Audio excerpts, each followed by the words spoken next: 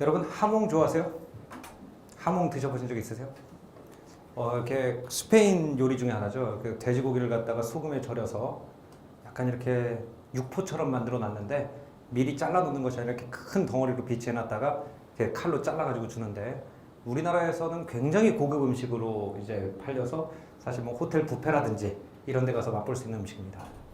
근데 이 하몽이라는 것이 사실은 원래 그 jam이라는 단어가 이암부스라는 단어가 라틴어로 다리라는 뜻이거든요.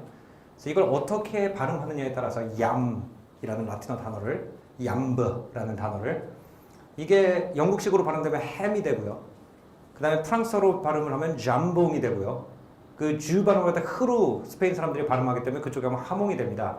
이것이 사실 유럽인들이 고기를 먹던 냉장고가 발명되기 전에 고기를 먹던 보편적인 방식이에요.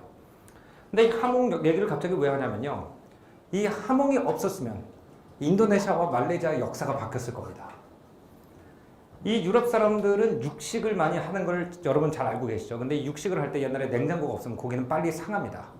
그래서 대체로 유럽인들은 이 고기를 오래 보존하기 위해서 이 고기를 향신료와 소금의 통에다가 넣어 놓습니다. 2년, 3년 동안 넣어 놔가지고 그 후추라든지 아까 그 침향 같은 것이 벌레를 쫓아내고요.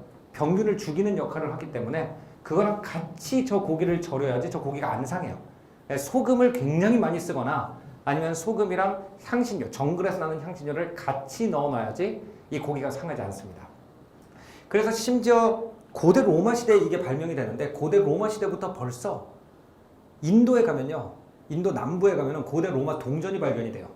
왜 고대 로마 상인들이 거기까지 가 있었냐면은 하몽을 만들기 위해서 저 후추를 사러 왔다 갔다 했다는 증거죠. 근데 사실 로마 제국이 이집트를 지배하고 있던 시대에는 그게 큰 문제가 안 됐습니다.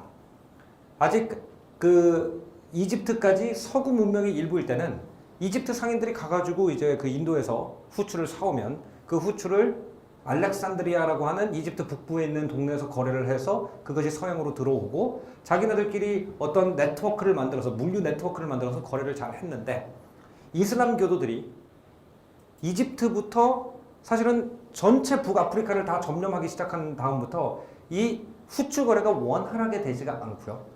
두 번째는 뭐냐면은 이슬람 국가들 중에서 특히 터키가 서양을 계속 침공하고 있었는데 서양 그 사람들 입장에서는 후추는 필요해요. 그래서 후추를 갖다 아랍인들한테 산단 말이에요. 근데 아랍인들이 이걸 폭리를 취하거든요. 독점권이 있으니까.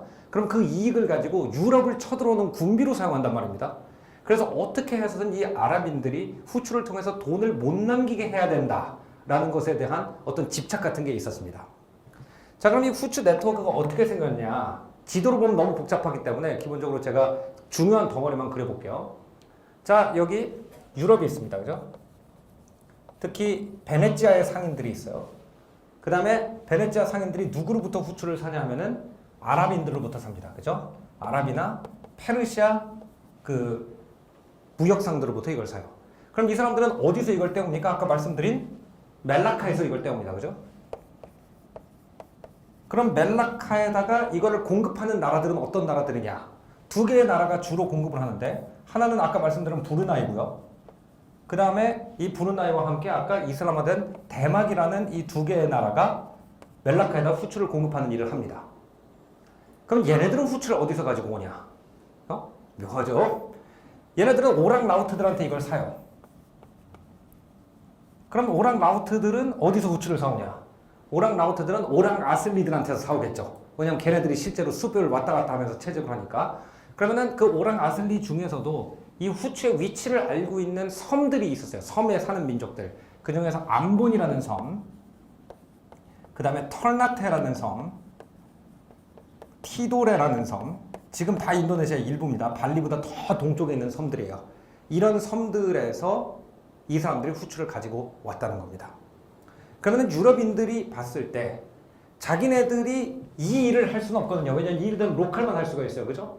어떤 숲으로 들어가지고 오랑아슬리를 찾아서 후추 좀 파세요. 그러면서 오랑아슬리들이 뭘 원하는지를 파악해서 그 물건을 전달해주는 일은 자기네가 할 수가 없습니다. 그럼 이미 도매 시장이 이루어져 있는 데를 가서 차지를 해야 자기네가 거래를 할 수가 있단 말이에요. 로컬 상황을 모르기 때문에. 그렇기 때문에 이 사람들이 어디를 차지하면은 아랍 상인들은 최소한 돈을 못 벌게 할 것이다 라고 생각을 했냐면은 멜라카를 끊어버리면 된다고 생각했습니다. 멜라카에서 직접 후추를 사오면 된다. 그래서 여러분 그 우리 대항해 시대 교과서 보면은 맨날 아프리카를 돌아서 인도로 간다. 사실 그 사람들이 진짜 찾던 건 인도가 아니고요. 그 사람들이 인도에서 후추가 난다고 착각을 해서 그렇지 그 사람들이 진짜 찾던 건 뭐냐면 멜라카예요. 멜라카가 어디냐? 후추 거래 시장이 열리는 그곳이 어디냐? 그것을 마침내 찾게 되는 사람이 누구냐면은 바로 이 프란시스코 디 알메이다라는 사람입니다.